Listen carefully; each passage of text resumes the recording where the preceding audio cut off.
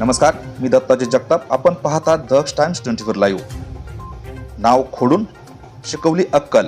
श्रीगोंदा शहरात सध्या एका वेगळ्याच प्रकारची चर्चा रंगू लागली आहे. डीजे व्यवसाय करणाऱ्यांनी आता नवीनच शक्कल लढविल्याची चर्चा नागरिकांमध्ये सुरू आहे. श्रीगोंदा पोलीस स्टेशनचे कर्तव्यनिष्ठ पोलीस निरीक्षक किरण शिंदे यांनी यात्रेत मोठ्या आवाजाच्या डीजेवर कठोर कारवाईचा इशारा दिला होता. विशेषतः श्री संत शेख मोहम्मद महाराज यात्रेदरम्यान प्रचंड आवाज करणाऱ्या आणि नियम धाब्यावर बसवणाऱ्या आणि ध्वनी प्रदूषणाचे सर्व निकष मोडणाऱ्या डीजे धारकांना त्यांनी परवानगी नाकारली होती.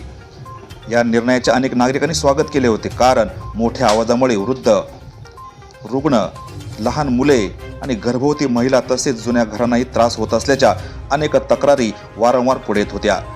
पोलीस प्रशासनानं कायद्याचा धाक दाखवत कठोर भूमिका घेतल्यामुळं अनेक डीजे मालकांना यंदा आर्थिक फटका बसल्याचं बोललं जात आहे. मात्र आता काही डीजे चालक आणि मालकांनी वेगळी शक्कल लढविल्याची चर्चा सुरू झाली आहे. गाड्यांवर मोठ्या अक्षरात लिहिलेले डीजे नाव खोडून नाव बदलले, फलक काढले किंवा वाहन वेगळ्या स्वरूपात पुन्हा व्यवसाय सुरू करण्याचा प्रयत्न होत असल्याचं नागरिक सांगत आहेत. नाव खोडून अक्कल शिकवली अशी प्रतिक्रिया आता शहरात उमटताना दिसत आहे. कायद्यापासून वाचण्यासाठी नाव बदलले तरी आवाज आणि वाहन ओळखायला नागरिकांना वेळ लागत नाही, असेही काही जण बोलताना दिसत आहेत.